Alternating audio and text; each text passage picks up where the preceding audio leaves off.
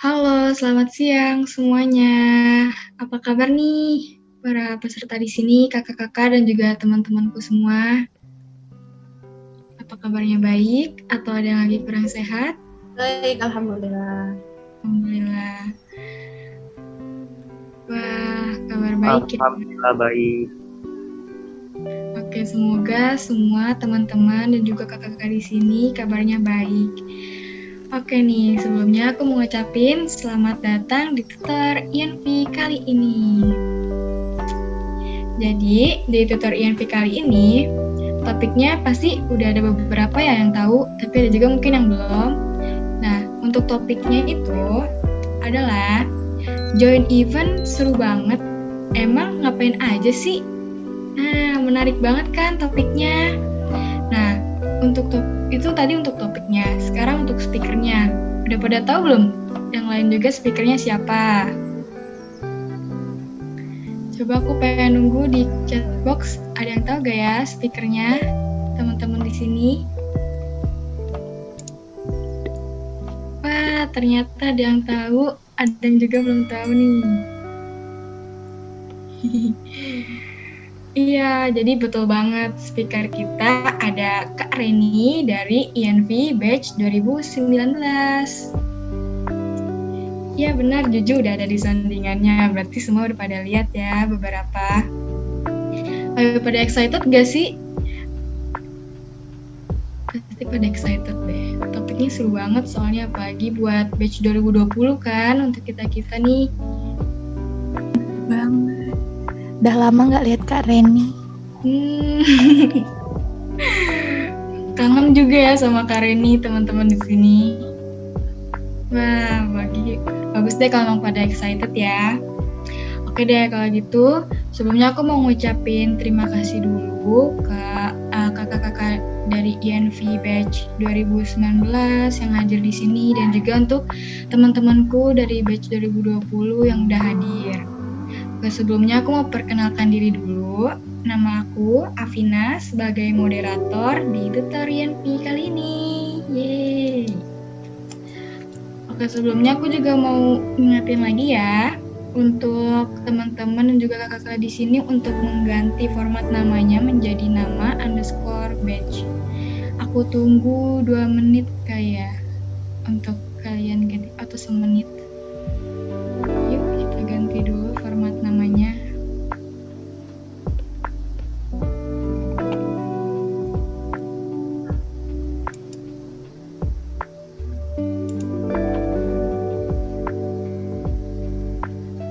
Oke, kalau kayak gitu tanpa berlama-lama aku mau langsung panggil speaker kita aja nih langsung yaitu Kak Reni. Halo Kak Reni. Halo Afina. Apa kabar Kak? Alhamdulillah baik. Afina gimana kabarnya? Alhamdulillah baik juga Kak. Alhamdulillah. Kuliah gimana Kak? Udah sibuk kah? Mayan sih, mayan. Tapi masih awal-awal jadi masih bisa santuy dikit lah. Semoga dilancar terus ya Kak kuliahnya. Oke nih Kak, gimana nih Kak Reni buat persiapan materi kita kali ini? Udah siap sih insya Allah. Oke. Kak Reni bakal share screen aja ya berarti Kak? Ya aku udah nitip ke Ina sih tadi mau share screen. Oke deh kalau kayak gitu, untuk materi kita di INV Tutor kali ini aku persilakan ke Kak Reni udah bisa dimulai. Oke, mungkin nunggu share screen dulu ya dari Ina. Oke, aku perkenalan dulu ya. Assalamualaikum warahmatullahi wabarakatuh. Selamat siang semuanya. Perkenalkan, nama aku Reni Dwi Septiani. Nama aku Reni Septiani, biasa dipanggil Reni. Aku dari INV 2019. Hari ini aku diminta tolong nih sama R&D untuk ngisi materi tentang event. Nah, sebelumnya aku mau minta maaf dulu nih kalau nanti seandainya aku ada salah kata atau ada salah-salah penjelasan lah gitu. Maklum, namanya juga masih belajar karena kita semua juga masih belajar kan. Nah, di sini juga aku mau jelasin dan juga sharing nih tentang pengalaman-pengalaman aku waktu event-event di sebelumnya. Tapi sebelum kita sharing ke yang SS-nya dulu nih, aku mau ngasih tahu dulu nih, mau ngejelasin ke kalian nih tentang event atau program kerja yang ada di PUMA. Boleh mungkin next, Ina.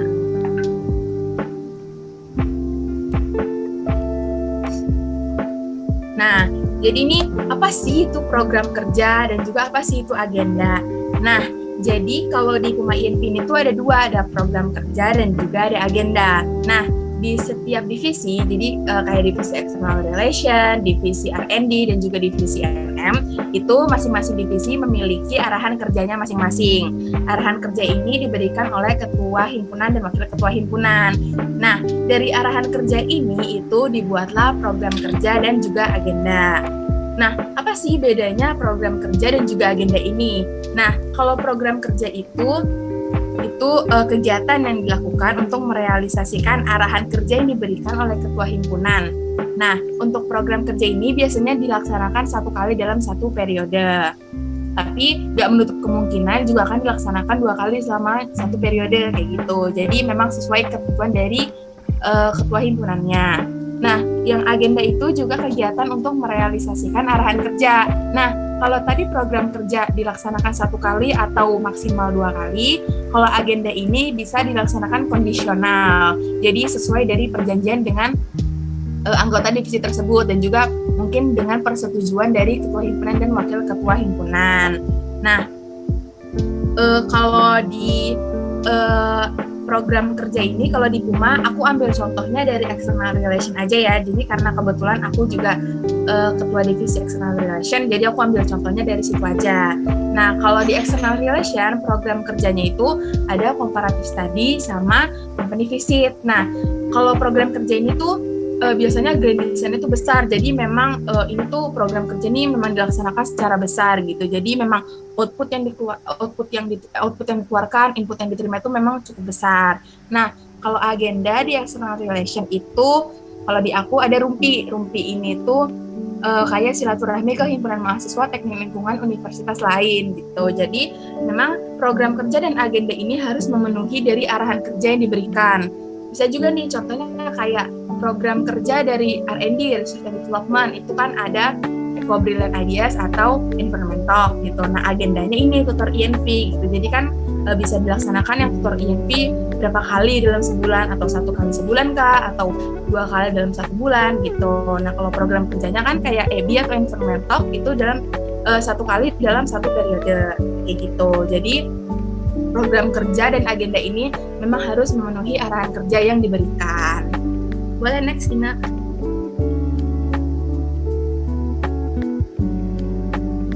Nah, kenapa sih harus ada program kerja atau agenda? Seperti yang aku bilang tadi, itu harus memenuhi arahan kerja yang diberikan gitu. Karena kan arahan kerja ini juga memenuhi visi dan misi dari ketua himpunan dan wakil ketua himpunan.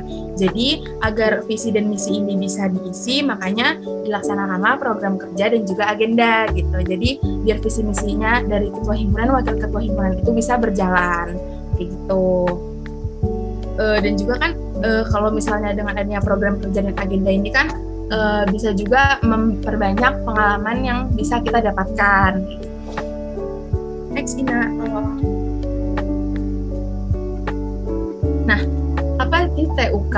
Dan juga kenapa sih di setiap program kerja maupun agenda itu harus ada TUK? Nah, TUK ini tuh tolak ukur keberhasilan. Jadi, TUK ini tuh istilahnya kayak sebagai dasar dari keberhasilan suatu event, suatu program kerja atau agenda. Jadi, dengan melaksanakan program kerja atau agenda ini, kita bisa tahu nih apakah event kita ini berhasil atau tidak. Dan kalau seandainya event kita ingin berhasil, kita harus melakukan apa nih? Apa yang harus dilakukan? Apa yang harus dilakukan oleh para panitia agar event ini tuh bisa berjalan dengan lancar gitu. Kalau seandainya nggak ada TUK kan, kita jadi bingung kan untuk menentukan apakah event kita ini berhasil atau enggak gitu. Kita kan nggak tahu. Contohnya kayak dulu pas aku kan kebetulan alhamdulillah dulu PM Environmental. Nah, dulu itu memang TUK-nya tidak tertulis, tapi memang kita sebutkan di depan para panitia dan juga di PUMA gitu. Jadi target tolak ukur keberhasilan itu ini diikuti oleh mahasiswa, oleh pelajar SMA dan juga umum, dan juga diikuti oleh 500 orang gitu minimal gitu kan. Nah terus ternyata alhamdulillah terpenuhi tuh, dari siswa SMA juga ada yang ikut, dari umum juga ada yang ikut.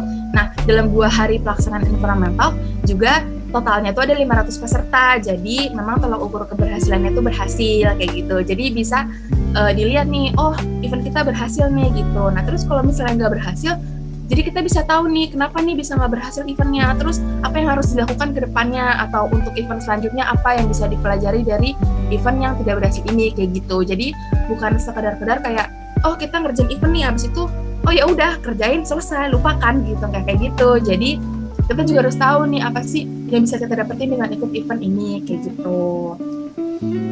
Boleh next Ina.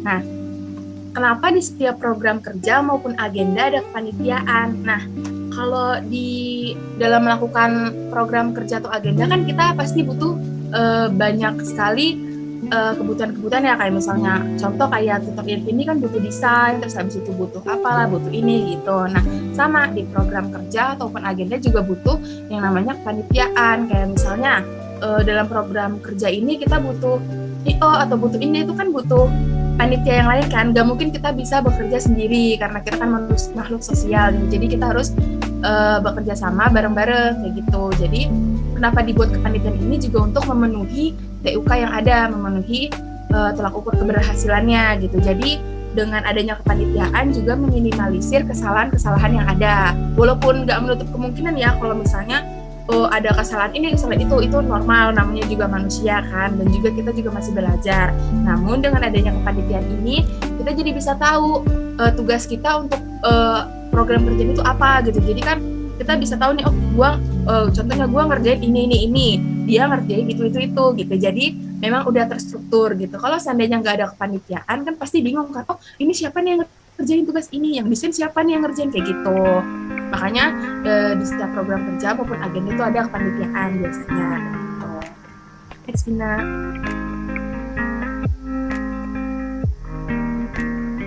Nah, ini di sini aku mau jelasin beberapa tugas divisi di kepanitiaan. Aku ngejelasinnya general aja sih ya, maksudnya nggak terlalu sampai dalam banget karena kan tiap event atau tiap program kerjaan agenda itu kan kebutuhan divisinya itu beda-beda tergantung dari yang dari event tersebut gitu. Jadi nggak mungkin bisa aja di event yang ini ada F&B-nya, di event yang ini nggak ada gitu. Jadi mungkin ini aku jelasinnya generalnya aja gitu. Boleh ini next. Nah, yang pertama ada PM VPM. Nah, PM VPM ini tuh bertugas untuk mengontrol jalannya acara. Bukan mengontrol tuh maksudnya kayak mengawasi divisi-divisi yang ada di bawahnya gitu. Jadi PM VPM ini bekerja sama gitu untuk saling backup. Jadi untuk membuat timeline, untuk membuat konsep acaranya seperti apa maunya gitu, dan juga temanya mungkin PM VPM maunya temanya begini gitu tuh nanti bisa diajukan saat rapat panitia kayak gitu. Dan juga PM VPM ini tuh harus saling backup, seperti yang aku bilang harus saling backup karena ya namanya juga PM dan VPM, ketua dan wakil. Kalau ketuanya sedang tidak bisa, berarti wakilnya juga harus sering backup gitu. Jadi di sini kan juga yang kalian ikut ini ada beberapa PM-nya. Nah, kalau bisa dalam memilih VPM itu harus yang satu frekuensi gitu. Terus juga yang bisa membackup kalian, walaupun bukan istilahnya kan pasti ada lah yang teman satu frekuensi, ada yang teman biasa kayak gitu. Bukan untuk menggeng-gengkan, tapi kan kalau dalam bekerja pasti kan ada yang namanya satu frekuensi, ada yang tidak kayak gitu. Nah, untuk agar kitanya juga enak saat kerjanya, kalau bisa dari tiap VPM nih aku saranin untuk milih VPM-nya tuh sesuai dari hati kalian gitu. Jadi jangan karena gue udah deket nih, karena belum tentu kalian memang deket nih, tapi saat event tuh bisa aja tuh jadi kurang satu frekuensi gitu. Nah, kalau aku nih dulu, kalau lihat dari pengalaman aku ya, aku kan dulu PM Environmental. Nah, aku pilih VPM-nya tuh ada Bara dari 2019. Aku milih dia bukan karena, oh iya nih gue temen sama Bara, maksudnya lumayan lah gitu satu frekuensi, bukan kayak gitu. Tapi aku ngeliat dari diri aku nih, apa yang kurang nih. Oh, aku kurangnya tuh kadang panikan, terus juga aku kadang tuh suka kayak bingung sendiri. Nah, aku pilih VPN yang bisa nge-backup aku gitu. Jadi misalnya bisa nenangin, itu jangan panik, coba dipikirin lagi pelan-pelan kayak gitu. Jadi milih PM VPM bukan harus kayak sama-sama sama-sama hebat gitu. Boleh ya sama-sama hebat, tapi harus saling membackup, saling mengisi kekurangan satu sama lain kayak gitu. Dan juga sebagai PM VPM ini kalian bukan hanya nyuruh-nyuruh aja gitu, tapi kalian juga harus mengawasi, harus mengontrol. Kalau misalnya ada kebingungan di divisi-divisi kalian, itu kalian yang harus bisa mengarahkan mereka gitu, karena kan kalian PM VPM-nya kayak gitu. Nah, selanjutnya nih ada divisi sekretari. Nah, sekretaris itu biasanya dia mengurus bagian administrasi. Nah, di bagian administrasi ini ya biasanya ngurusin masalah proposal, surat menyurat, terus juga ada LPJ kayak gitu. Dan untuk dalam buat proposal dan LPJ pun PM VPM juga harus ikut serta bersama sekretaris gitu, karena kan di dalam proposal atau LPJ ini kan ada latar belakang, ada objek, ada tujuan dan sebagainya. Itu berarti harus berkoordinasi dengan PM dan VPM juga. Oh iya, sebelumnya aku kelewatan nih. Nah, kalau aku waktu itu PM VPM ini tuh jadi bisa saling bagi-bagi. Maaf ya, aku balik lagi ke PM VPM. Jadi tuh bisa saling bagi-bagi tugas gitu. Jadi misalnya kalau PM ngawasin divisi yang satu, divisi berapa gini. Nah VPM-nya juga ngurusin divisi yang lain gitu. Jadi biar nggak numpuk di satu PM gitu. Maksudnya nggak numpuk di satu orang. Jadi yang PM ngurusin bagian divisi bla bla bla, VPM di divisi bla bla bla. Jadi saat ada masalah kah atau ada kebingungan bisa ditanya langsung ke PM atau VPM-nya. Nah, nanti baru dari PM VPM saling runding untuk menentukan keputusan akhirnya kayak gitu. Jadi ya itulah pentingnya saling backup gitu. Oke, kita lanjut lagi ke sekretari. Jadi sebagai sekretari ini memang memiliki peranan penting ya di kepanitiaan, karena kan kalian yang ngurusin bagian proposal, terus LPJ kayak gitu. Terus lanjut ke treasurer, ini tuh bendahara. Nah, sama kayak sekretari, treasurer ini bertugas untuk mengurus bagian keuangan gitu. Jadi untuk butuh budgetnya tuh berapa sih gitu. Karena kan dari treasurer ini kan juga harus mengajukan nanti ke prodi gitu kan, apakah dapat dari prodi kah atau enggak kayak gitu. Jadi sama nih PM VPM juga harus ke treasurer, harus membantu gitu. Karena kan ini event kalian istilahnya kayak gitu, kalian yang punya kendali gitu. Jadi harus dipastikan, apakah keuangan yang ini cukup atau apakah tidak cukup kayak gitu. Jadi koordinasi itu penting ya untuk tiga ini. Gitu. Lanjut Ina. Nah, selanjutnya ada event organizer. Nah, untuk event organizer ini dia bertugas untuk menyusun konsep acara yang lebih detailnya, lebih rincinya, terus untuk isi acaranya tuh mau ada apa aja sih gitu, terus mau berapa lama waktunya, terus juga mau apakah acaranya mau formal atau mau kayak gimana itu. Nah, itu juga event organizer ini berperan penting banget di acara gitu, karena kan dia yang mengatur jalannya acara semua dari awal sampai akhir gitu kan.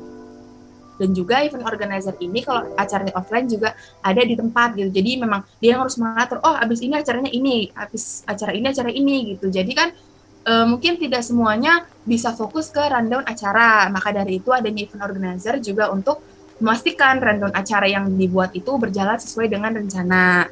Nah, event organizer ini juga harus berkoordinasi dengan PM VPM. Semuanya sih sebenarnya, semua divisi juga harus berkoordinasi dengan PM dan VPM kayak gitu. Selanjutnya ada public relation. Nah, kalau public relation ini yang bertugas untuk kayak sounding atau caption atau berhubungan dengan yang di dalam kepanitiaan dan juga masih satu lingkup INV gitu. Tapi ada beberapa event yang memang ada dibedakan gitu. Ada yang public relation aja stok satu, ada juga yang public relation dan juga external relation gitu. Jadi kalau public relation ini juga bisa berfungsi untuk kayak MC, moderator kayak gitu. Lalu lanjut ada FR. Nah, FR ini fundraising, ini yang kayak open PP gitu. Kalau seandainya memang dari teriak bilang duit dari prodi ini cuma segini, sedangkan setelah dihitung-hitung kita butuhnya segini. Nah, berarti dari FR nih bisa apa kita open PP aja ya, pet promote, atau kita mau ini DAP atau gimana, itu dari FR kayak gitu. Jadi memang harus untuk masalah uang tuh memang harus diperjelas ya, karena kan memang penting banget gitu. Boleh next. Nah, tadi seperti yang aku bilang, ada public relation, ada juga external relation. Nah, kalau external relation ini biasanya berhubungan keluar. Kalau seandainya acaranya kayak webinar gitu, itu kan biasanya ngundang pembicara kan. Nah, ini external relation yang menghubungi ke luar gitu. Terus juga pokoknya segala sesuatu kayak untuk sponsor, terus juga kalau misalnya sponsorship digabung ya, tapi kalau memang divisinya nanti ada lagi, beda lagi, kayak divisi sponsorship sama divisi external relation itu baru beda. Tapi kalau memang disatukan berarti PR ini bertugas kayak sponsorship, terus ada media partner gitu. Pokoknya yang berhubungan keluar lah. Terus ada dokumentasi dan desain ya, seperti namanya dokumentasi dan desain, yang desain gitu kayak oh butuh desain poster nih, nah berarti tugasnya dokdes. Oh butuh desain ini, desain itu ke dokdes. Dan juga untuk dokumentasi saat acara juga itu tugasnya dokdes. Ada lagi LO, liaison officer. Ini tuh biasanya bertugas ke peserta. Kalau seandainya pesertanya banyak kan pasti nanti untuk pembagian infonya juga kan dibagi-bagi, atau mengadakan lomba itu kan nanti tiap tim itu punya LO-nya masing-masing kayak gitu. Terus juga ada F&B, food and beverage ya, seperti namanya juga ini bertugas ke makanan-makanan gitu. Dia yang menentukan, kayaknya untuk makanan acara ini lebih enak ini, terus makanan untuk yang peserta, makanan untuk yang tamu, untuk yang dosen itu juga dia yang menentukan. Dan untuk budgetnya juga dia yang menentukan, tapi dengan kerjasama dengan treasurer juga gitu. Karena kan untuk budgeting juga itu kan pasti utamanya ada di treasurer. Nah, sebenarnya ada banyak lagi gitu, cuman aku ngejelasin ini aja karena kan tiap event kebutuhan divisinya beda-beda, jadi mungkin nanti bisa kalian omongin ke supervisor kalian. Nah, supervisor nih, ada supervisor ini biasanya diisi oleh mantan PM tahun lalu. Jadi misalnya kayak environmental nih kan aku PM tahun lalu, nah PM tahun ini kan ada Najwa, nah berarti supervisor Najwa tuh aku kayak gitu. Jadi dari PM VPM itu wajib untuk berkoordinasi dengan supervisor. Jadi supervisor ini yang mengawasi dan juga bisa kalian minta saran atau minta masukan ke supervisor kalian. Karena dulu supervisorku tuh Kak Alam 2018. Nah, jadi tuh dulu kalau misalnya aku mengalami kesulitan Kak, atau misalnya aku butuh masukan, aku biasanya langsung menghubungi Kak Alam gitu.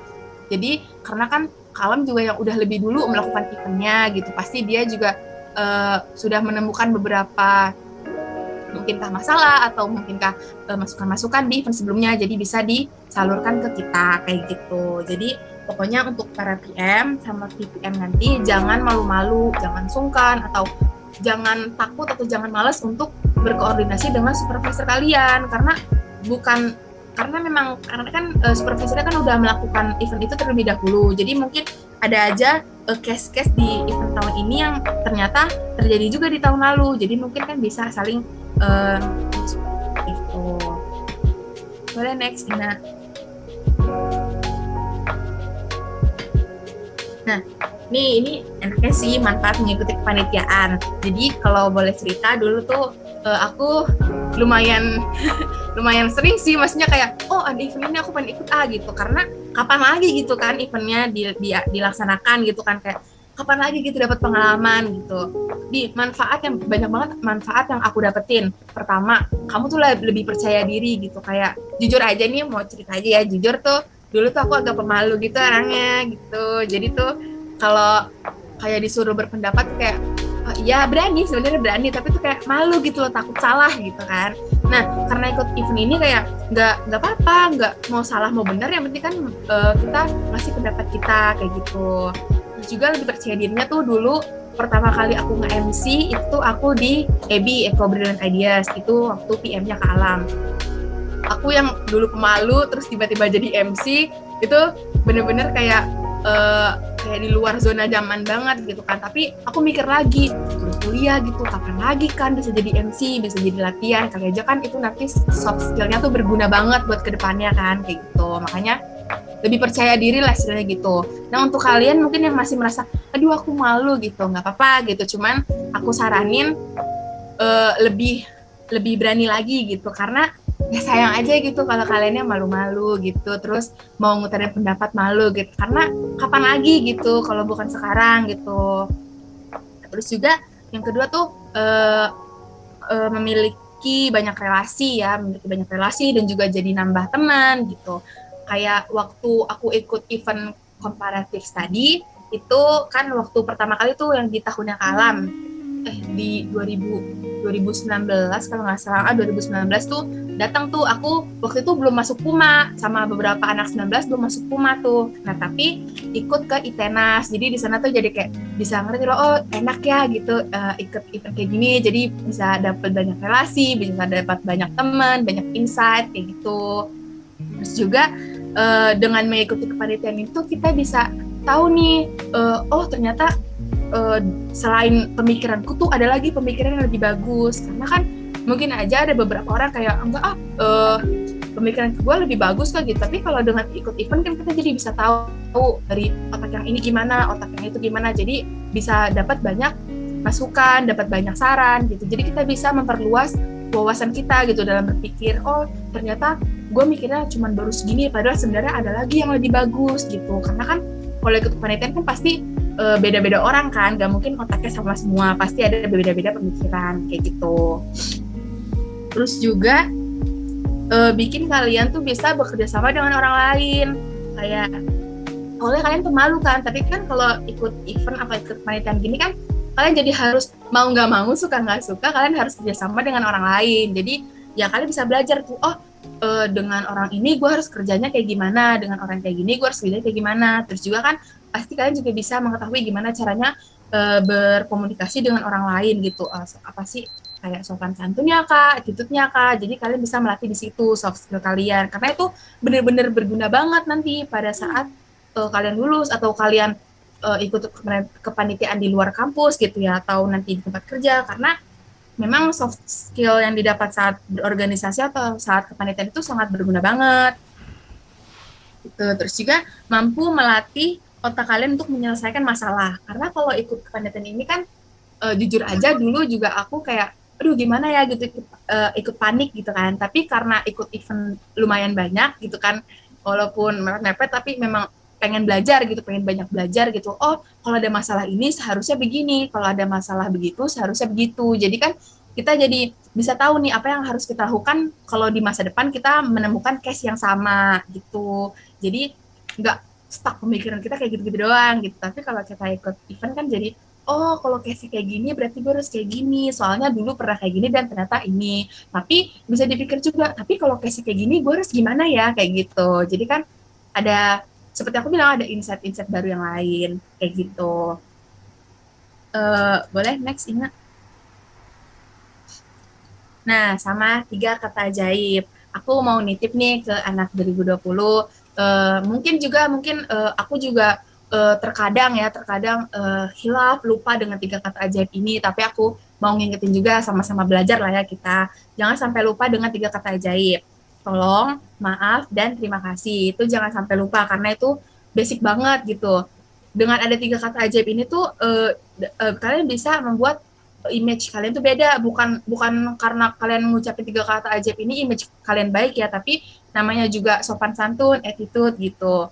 Walaupun sama teman sendiri atau mau sama orang lain, itu harus ada 3 kata ajaib ini. Kalau kalian ingin minta tolong, kalian bilang tolong. Kalau kalian punya salah ya, jangan takut untuk bilang minta maaf gitu. Dan juga kalau misalnya kalian sudah dapat bantuan atau misalnya kalian mendapat apapun itu, jangan lupa untuk bilang terima kasih gitu. Jadi udah aku ingetin banget ya, tolong 3 kata ajaibnya gitu untuk kalian. Dan jangan lupa kalian tanamin juga di diri kalian 3 kata ajaib. Maaf, tolong, terima kasih kayak gitu.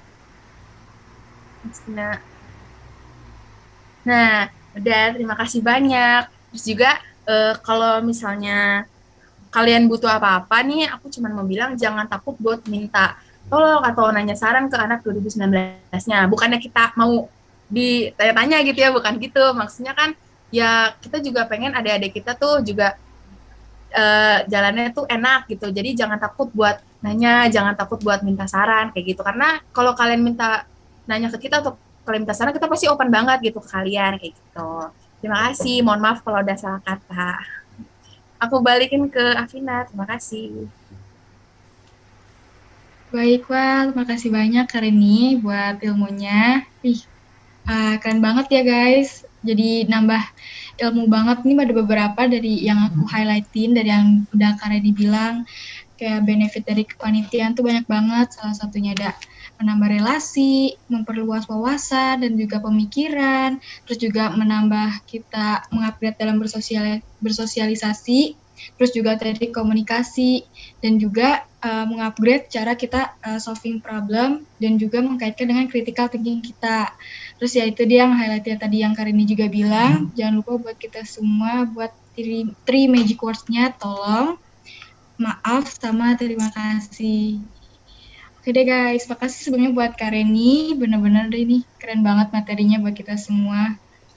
Oke, aku mau lanjut ke sesi Q&A nih buat teman-teman. Ada yang ingin ditanyakan nggak buat Kak Reni atau ada dari materi tadi, ada yang kurang kalian pahami dan pengen diperjelas oleh speaker kita, Kak Reni? Boleh bisa langsung isi aja di chat box-nya pertanyaannya.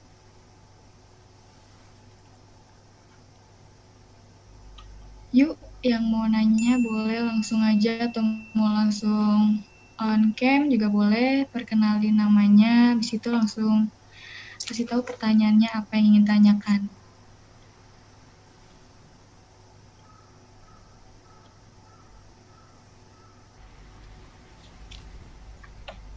Atau kalian mungkin mau denger cerita-cerita dari anak 2019 yang lain, mungkin boleh. Itu ada Ine, ada Bara, ada Sarah, ada Fidari, atau ada Kak Alam nih, ada Kak Alam nih.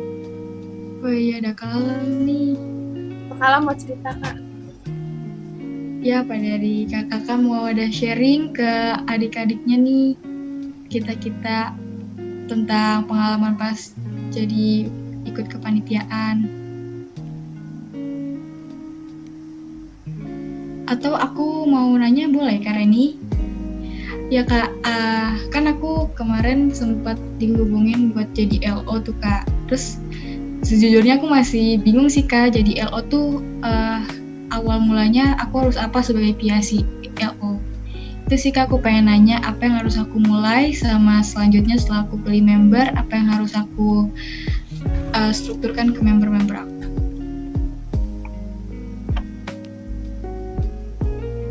Oke, aku izin jawab ya.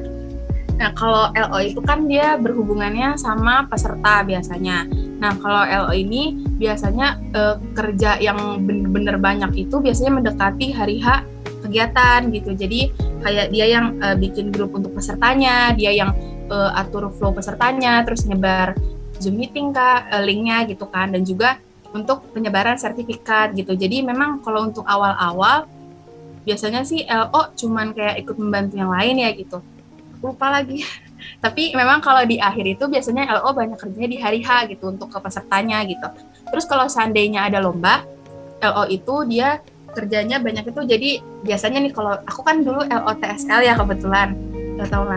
Tahun ini gitu LO TSL. Nah itu tuh emang di awal-awal tuh belum banyak banget kerjanya gitu. Jadi paling cuma ngehubungin peserta, minta kontaknya gitu, atau minta isi data-data ke pesertanya kayak gitu. Nah tapi di hari H-nya aku megang tim gitu untuk peserta lombanya gitu. Jadi masing-masing LO tuh dia megang tim gitu. Jadi kalau untuk awal-awal bisa aku bilang sih nggak terlalu santai tapi nggak terlalu santai gitu. Jadi kayak cuman ngekontakin pesertanya gitu, terus kayak minta data biasanya tuh dari sekre minta data gitu, banyak minta data, jadi kita yang ngehubungin ke pesertanya kayak gitu.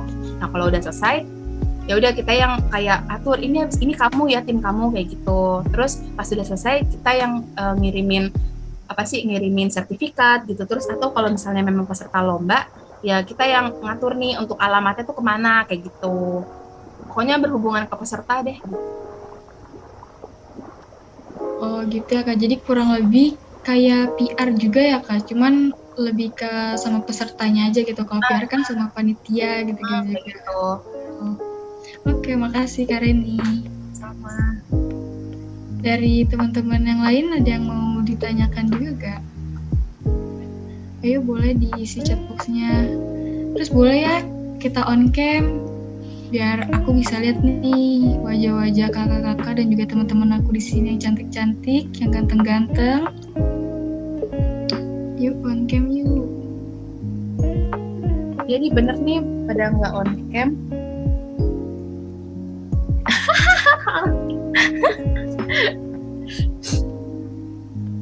Ayo on cam dong, aku kangen tahu ngeliat kalian. Apalagi ada beberapa yang belum ketemu langsung kan.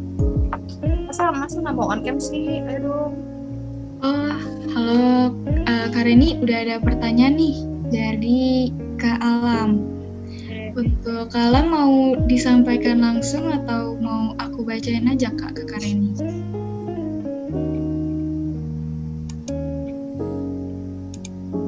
Oke Kak Alam, dibacakan aja ya. Oke, jadi gini Kak Reni.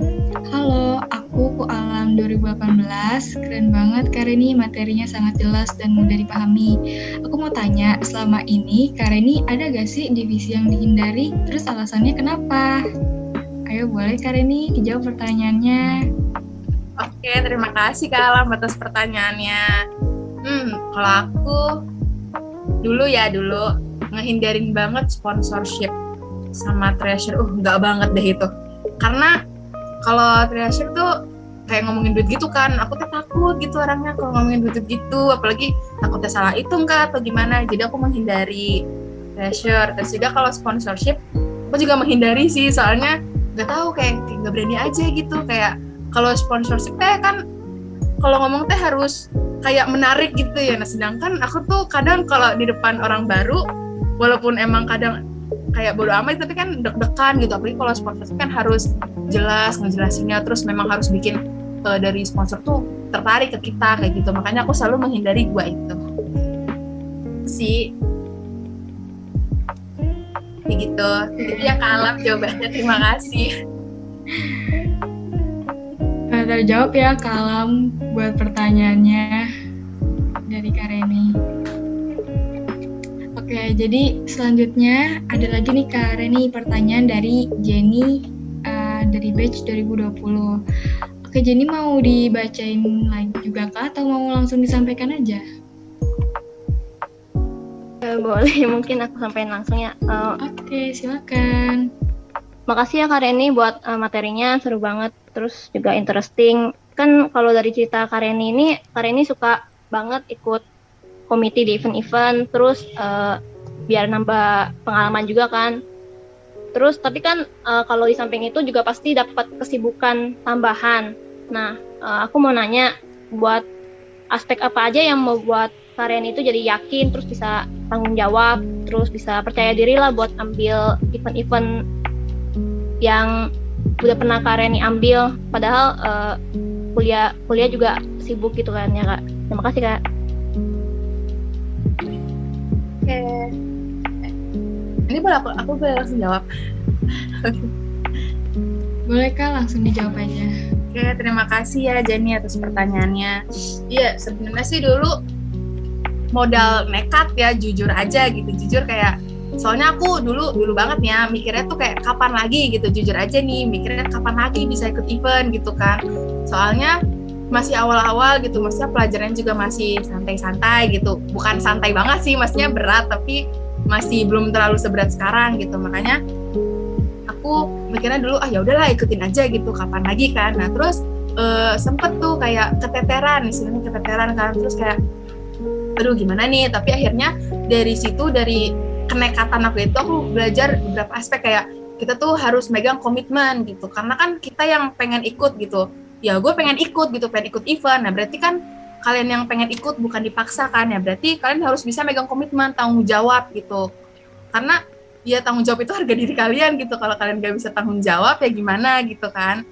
Terus juga aku juga bisa dari aspek kayak aspek nekat itu pertama. Terus juga karena setelah nekat itu aku jadi belajar beberapa aspek kayak harus percaya diri. Terus dengan bisa ikut banyak event gitu aku jadi bisa ngatur waktu gitu. Jujur aja sih memang kadang keteteran kadang, tapi kalau misalnya udah diatur waktunya, jadi kadang abis ini gue harus gini gitu. Jadi memacu kita buat harus dilakukan sekarang gitu, jangan nanti-nanti. Karena kalau misalnya nanti-nanti pasti numpuk gitu.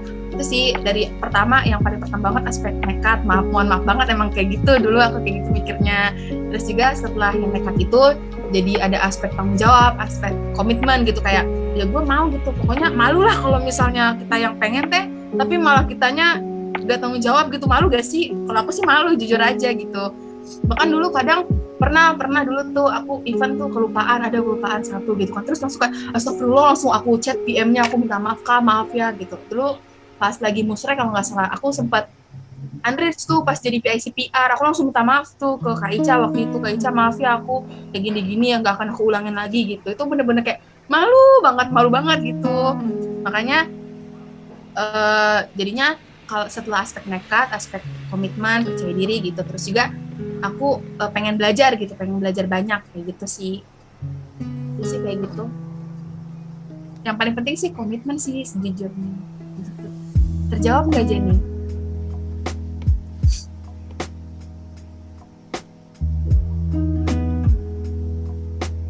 Dan Oke, Makasih Kak Reni, sudah terjawab ya.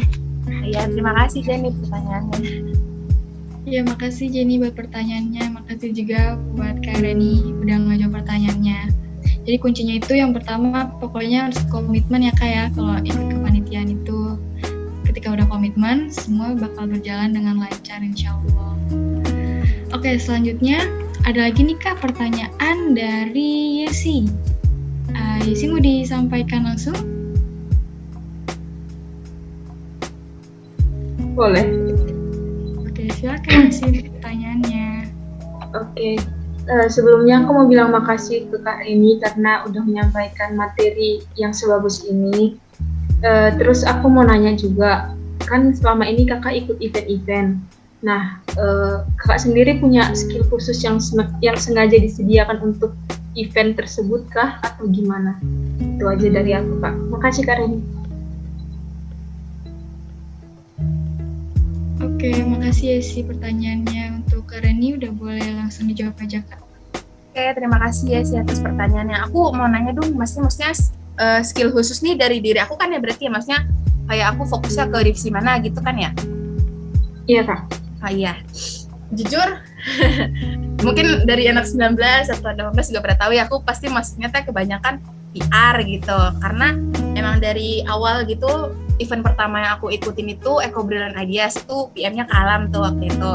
Nah terus aku masuknya PR gitu, karena dulu aku mikirnya tuh jujur aja pas masuk PR awal-awal daftar PR tuh gak kepikiran bakal jadi MC gitu, jujur banget. Karena kan public relation ya maksudnya gak MC lah gitu, pikirannya tuh cuman kayak saling ngehubungin gitu aja gitu kan. Terus ternyata tiba-tiba sama PSI-ku dulu Kak Pita, kan Nurpita anak 2018 ditanya, Reni mau jadi MC nggak? Terus kayak, gitu kan. Terus itu kayak, gak apa-apa belajar aja, dicoba dulu gitu kan. Akhirnya, ya udahlah kapan lagi? Nah itu lagi tuh, kapan lagi kan? Kalau nggak sekarang kapan lagi? Akhirnya nyoba jadi MC, jadi PR, ternyata kayak enak gitu. Walaupun memang gak jago-jago banget, tapi ternyata enak gitu jadi MC kan. Akhirnya selanjutnya karena Eco Brilliant Ideas itu, ya udah akhirnya aku kebanyakan ngambilnya PR gitu. Karena ya itu, karena kebanyakan PR teh pasti jadi MC gitu kebanyakan, tapi enggak juga sih. Tapi kadang juga aku masuk divisi lain kok kayak PO gitu. Jadi enggak semuanya PR, soalnya kadang capek juga sih kalau divisinya teh sama semua gitu. Jadi mau ganti-ganti gitu. Kalau aku sih kayak gitu. Jadi emang pasti milihnya selalu PR sih gitu. Karena emang udah enak aja gitu. Gitu ya sih, terjawab gak? Oke Kak Ren, makasih Kak. Oke, terjawab ya Yesi pertanyaannya. Makasih buat Yesi udah nanya, makasih juga buat Kak Reni udah kasih jawabannya. Ya jadi kalau kata ada quotes tuh katanya you'll never know if you never try ya Kak ya. Jadi benar-benar harus dicoba deh. Kita nggak ada yang tahu kalau ternyata skill kita tuh itu gitu. Kayak Kak Reni tuh nggak pernah tahu kalau skillnya ternyata ada di MC.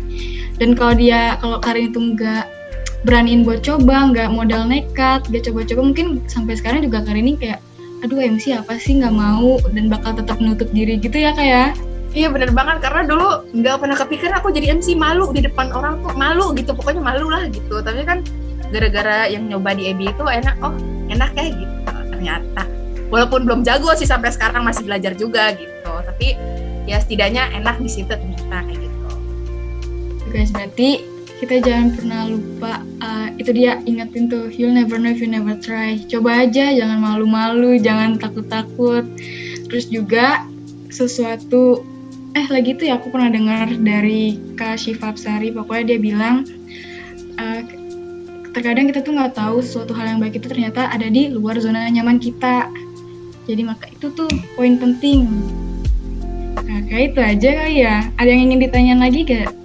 Buat teman-teman nih, seru banget soalnya topik kita kali ini nih. Ina nih kayaknya punya banyak kata mutiara ya. Boleh kalau ada yang mau nanya lagi.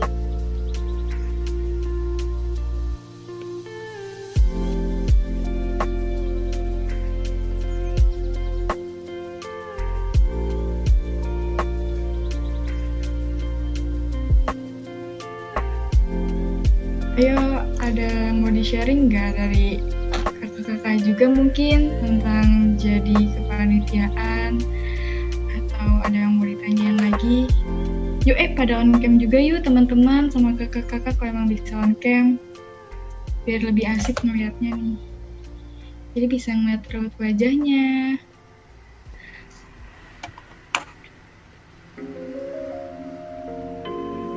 Oh, ada lagi nih Kak pertanyaan dari Rani batch 2020. Oke, Rani mau disampaikan langsung aja atau gimana Ran? Oke, aku sampaikan langsung aja, tapi minta maaf aku nggak bisa cam. Oke, silakan Rani. Kak, gimana cara kita memanajemen waktu? Apalagi kalau misalnya ini kan kita megang dua event nih, satunya kayak penanggung jawab, terus satunya kayak jadi PM. Nah, ada 3 sih pertanyaan sebenarnya. Pertanyaan kedua, bagaimana biar kita nggak insecure nih, kan kita punya partner tapi beda univ kan. Nah, bagaimana kayak kita nggak insecure untuk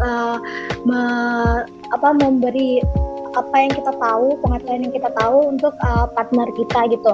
Pertanyaan ketiga, gimana caranya kita untuk lebih tegas menjadi kayak PM, untuk lebih tegas deadline-nya untuk para PIC-nya gitu.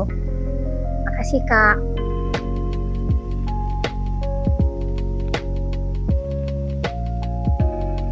Oke, terima kasih Rani atas pertanyaannya. Yang pertama tadi manajemen waktu ya. Iya Kak.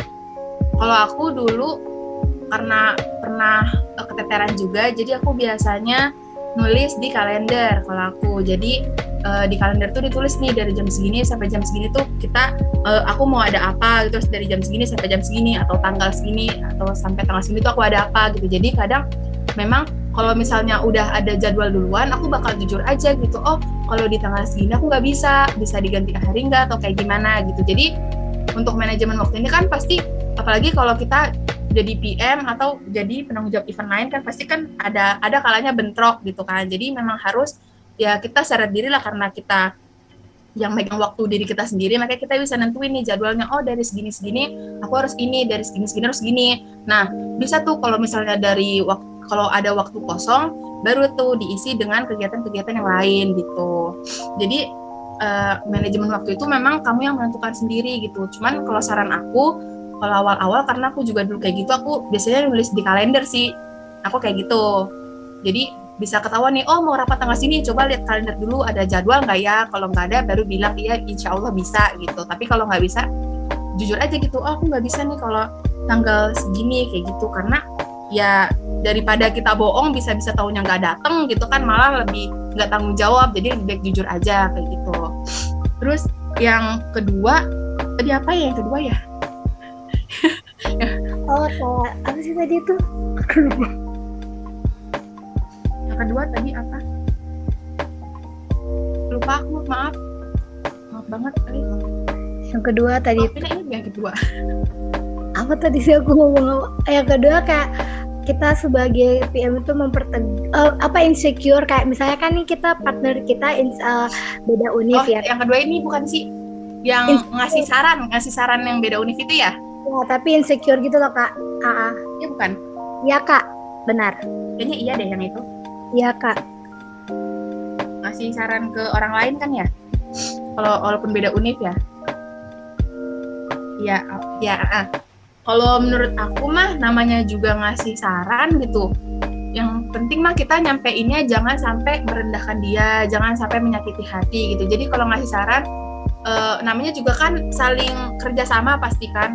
kayaknya aku tahu nih kenapa kamu nanya kayak gini.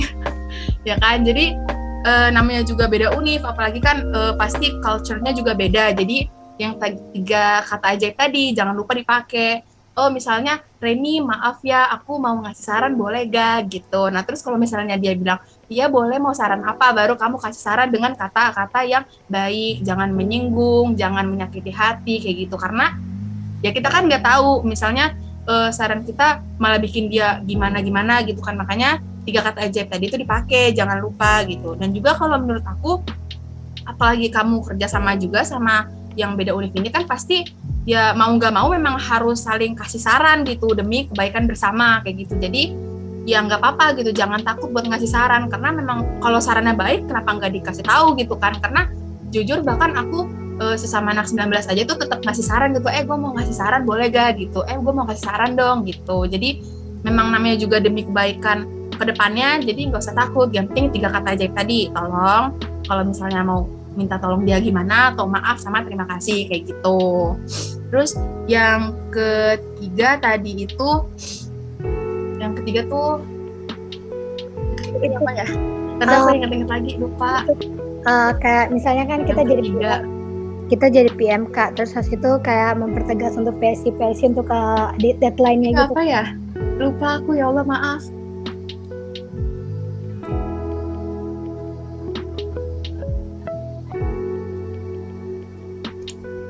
Mungkin Rani boleh diulang pertanyaannya tadi, Ran? Oh, mempertegas deadline ya? Iya, jadi biasanya kalau PMVPM itu kan buat timeline. Jadi tuh kalau untuk acara itu dibuat timeline nih. Jadi aku juga mau ngasih saran nih ke PMVPM juga, jangan lupa untuk event kalian dibuat timeline. Jadi biar jelas tuh, misalnya tanggal sini sampai tanggal segini itu apa yang harus selesai di divisi ini, tanggal sini sampai tanggal segini juga apa yang harus selesai. Jadi saat kalian buat timeline itu, kalau aku dulu di Environmental buatnya bareng sama VPM-ku. Nah, setelah kita buat, kita ajuin ke PIC, masing-masing PIC. Nah, mereka nanti ngeliat tuh, kalau misalnya mereka ada yang keberatan, nggak apa-apa, masih bisa dimusyawarahkan kan, mau diganti atau gimana gitu. Jadi, apa sih di timeline itu ketentuannya kan, kalau misalnya udah ada tanggal pasti kan mau nggak mau mereka harus selesai gitu. Jadi pokoknya tanggal segini harus selesai ya, karena biar timelinenya nggak mundur, bisa digituin. Dan juga kalau memang ada urgent gitu, misalnya dari yang harusnya dikumpulin sekarang, tapi karena yang bersangkutan lagi urgent, mungkin bisa lah gitu dengan kearjenan banget ya, tapi yang urgent banget bisa kita kasih keringanan lah 2 atau 3 hari gitu. Kalau misalnya memang urgent banget, tapi seharusnya sih dari timeline itu aja tuh kan tanggalnya udah pasti. Jadi mau nggak mau mereka harus ngikutin timeline itu, nggak boleh mundur, karena kalau timeline mundur ribet lagi, nanti timeline yang lain mundur lagi kayak gitu. Nah sebagai PM ya mau nggak mau kamu harus tegas gitu kan, misalnya pokoknya tanggal segini harus selesai ya, tolong gitu. Nah 3 kata tadi jangan lupa pokoknya kayak gitu. Pokoknya memang sih, apalagi kalau sama teman sendiri atau sama kakak tingkat, pasti kan kayak agak segen, takut gitu.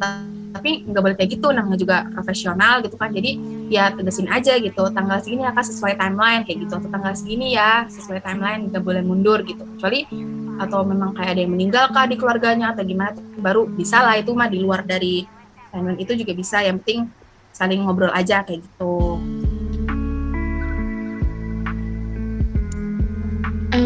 Oke, jadi gimana Rani? Sudah terjawab pertanyaannya? Sudah, Vina. Makasih Kak Reni, makasih Vina. Oke, makasih Rani sudah bertanya. Makasih juga Kak Reni sudah menjawab. Oke, ada lagi nih Kak, ternyata pertanyaannya dari Kak Ine. Dari Kak Ine dari batch 2019. Mau dibacain langsung aja apa gimana Kak?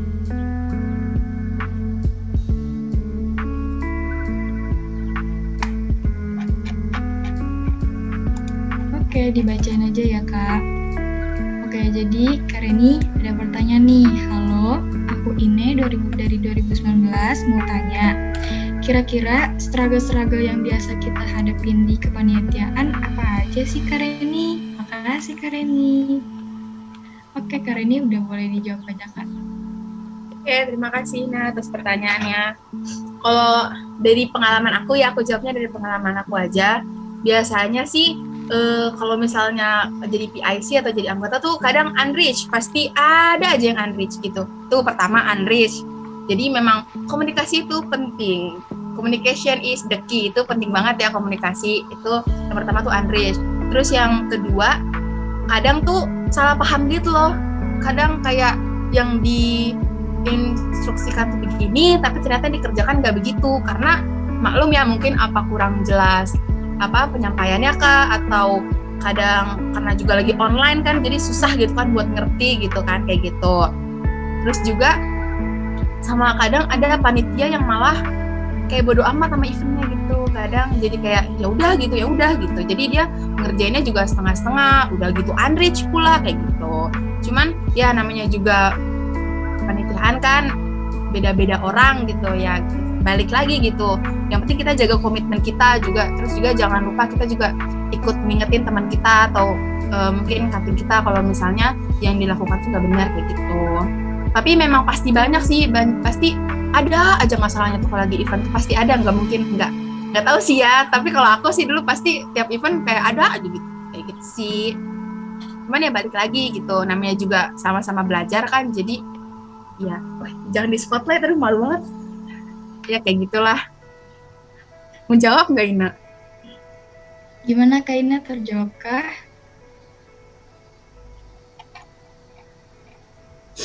Oke, terjawab ya Kak Ina. Oke, ini ada pertanyaan lagi nih Kak.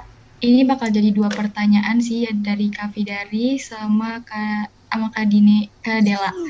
Oke, jadi sebelumnya aku mau bilang juga pertanyaan Dela aku jadiin pertanyaan terakhir di tutor INV kali ini ya, teman-teman. Oke, jadi yang pertama dari pertanyaan dari Kak Fidari. Oke, Kak Fidari mau disampaikan secara langsung aja? Boleh. Oke, silakan Kak. Oke Ren. Ini ada pertanyaan. Pernah nggak sih kesel sama PM atau panitia lain?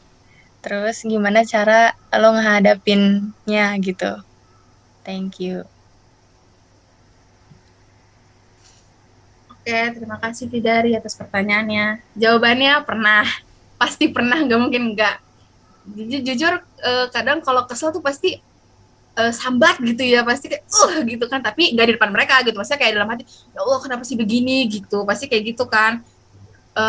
Pernah waktu itu ada yang masalah pet promote lah gitu, adalah pokoknya gitu. Terus kalau sama PM, mungkin PM-nya yang diem-diem aja lah, pasti pernah ada. Tapi balik lagi gitu, namanya juga kerja sama kan gitu, saling bekerja sama satu sama lain, ya beda-beda watak, beda pemikiran gitu. Jadi emang kita harus banyak-banyak sabar sih, tapi jangan lupa untuk ngingetin juga kayak gitu.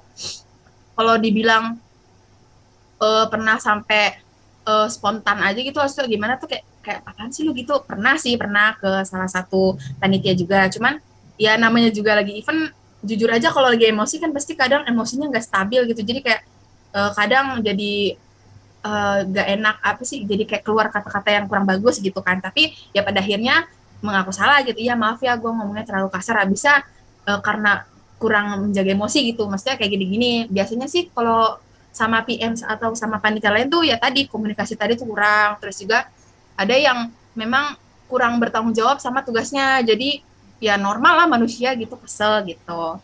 Ya balik lagi harus banyak-banyak sabar karena kerjanya kan gitu sama orang lain juga. Terus juga ya jangan lupa, jangan takut untuk ngasih saran kayak gitu Fidari. Apakah menjawab? Ya, cukup menjawab. Terima kasih. Sama-sama. Oke, makasih Kak Fidari atas pertanyaannya. Makasih juga Kak Reni sudah menjawab. Oke Kak Reni, jadi kita ada pertanyaan terakhir nih Kak dari materi INV tutor kita tadi, yaitu dari Dela. Dela mau disampaikan secara langsung atau mau dibacakan aja, Del? Oke, aku bacain ya. Oke, jadi siang Kak Reni, terima kasih banyak atas materinya. Setiap aku ngeliat kakak nge-MC itu keren banget, bisa bikin suasana jadi seru dan ringan.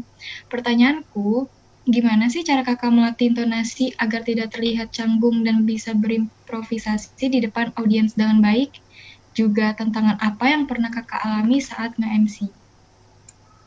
Oke Kak, boleh dijawab. Terima kasih Dela atas pertanyaannya. Makasih ya Allah, jadi malu. Ya, jadi kalau misalnya melatih intonasi, sebenarnya sih jujur aja dulu dari awal tuh aku maksudnya nggak sesantuy sekarang ya, bahkan sampai sekarang masih kadang tuh panik orangnya kayak gitu. Paling bener sih memang banyak-banyak berlatih gitu, karena kalau kita berlatih kan kita jadi tahu nih, oh bagusnya seperti ini, bagusnya seperti itu gitu. Dan juga dulu aku selalu minta saran-saran ke yang udah pernah jadi MC gitu, ben bagus gak ya? Kadang juga sering dikoreksi sama panitia-panitia lain. Jadi pas lagi kotor tuh dikoreksi, oh ini mending intonasinya kayak gini, kata-katanya kayak gini gitu. Jadi memang kenapa bisa sampai sekarang, walaupun sekarang juga masih kadang acak-acakan sih, cuman lebih baik dari sebelumnya lah karena banyak-banyak latihan. Terus juga denger, jangan sampai kita menutup kuping dari saran orang lain tentang MC kita gitu, karena yang nggak menutup kemungkinan mungkin dia sebagai pendengar juga, gue kurang suka deh suara lu kayak gitu, mungkin bisa kayak gini, kayak gitu.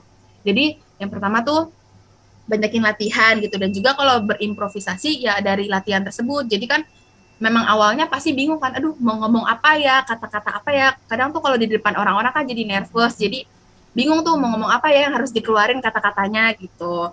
Tapi itu lagi, balik lagi latihan, banyak berlatih, terus banyak kalau misalnya MC yang lain lagi ngomong, kita lihat ini, oh kayaknya bagus deh nadanya kayak gitu atau gimana gitu. Jadi bisa dilihat dari situ juga, jadi lihat dari MC-MC yang lain.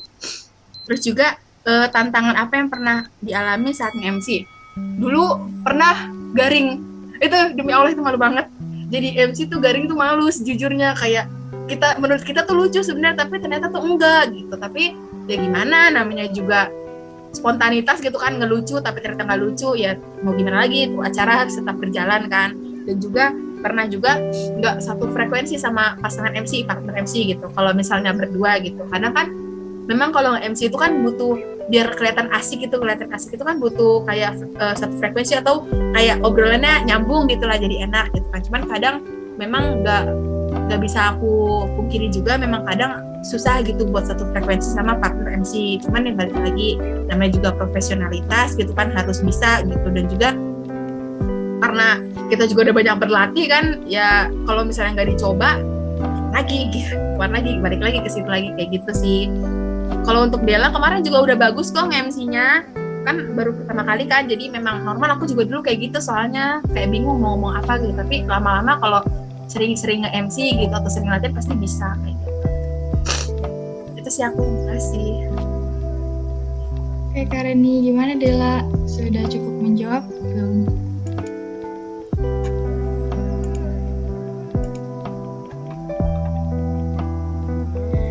Oke, kayaknya sudah cukup menjawab nih Kak, jawaban Kak Reni dari pertanyaan si Della. Oke deh, kalau kayak gitu, ingetin ya Del kata-kata Kak Reni, practice makes perfect tuh. Jadi berlatih. Oke deh teman-teman, kalau kayak gitu aku mau ngucap dulu makasih ke Kak Reni udah ngejawab semua pertanyaan-pertanyaan dari teman-teman di sini. Sekarang jadi udah nggak bingung lagi, dan ilmu-ilmu yang tadi di-share juga menambah wawasan kita lagi tentang bagaimana cara kepanitiaan. Oke, karena kita udah di penghujung acara, udah masuk ke penutupan, aku juga mau bilang makasih juga ke para partisipan di sini, ke teman-teman di sini yang udah hadir, udah nyimak dari awal sampai akhir. Terus makasih juga buat para panitia juga di sini, dan juga aku mau ngasih tahu juga ke kalian kalau selanjutnya kita ada sesi foto sebelum kita udahin dari acara INV Tutor kali ini. Sesi foto bakal dilakuin sama sih ya, atau sama aku aja ini.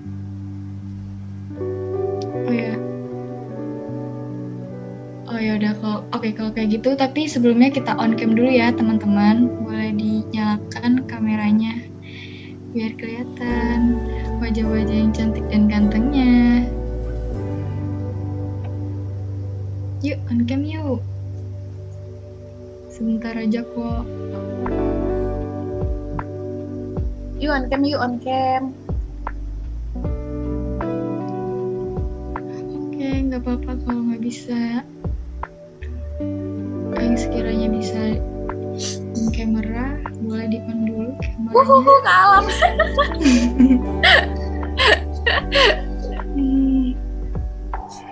Ayo on cam. Gimana nih? Jana, Gita, JJ, Jojo, Niken. Siapa yang tadi keluar? Ayo, Gita, Chandra, Juan, Jani, Jana, Jani. JJ, Joseph. Yuk on cam dulu yuk, kita foto dulu.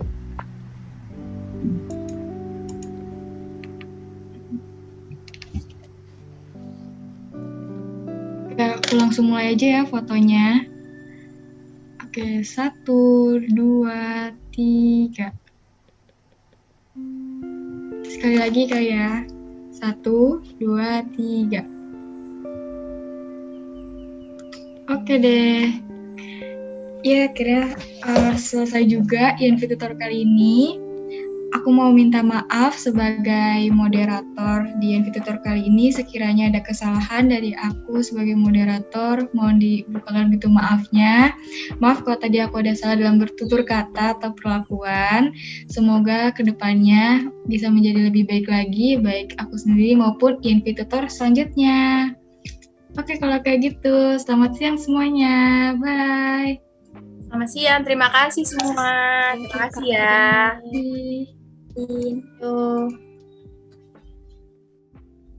Terima kasih semuanya.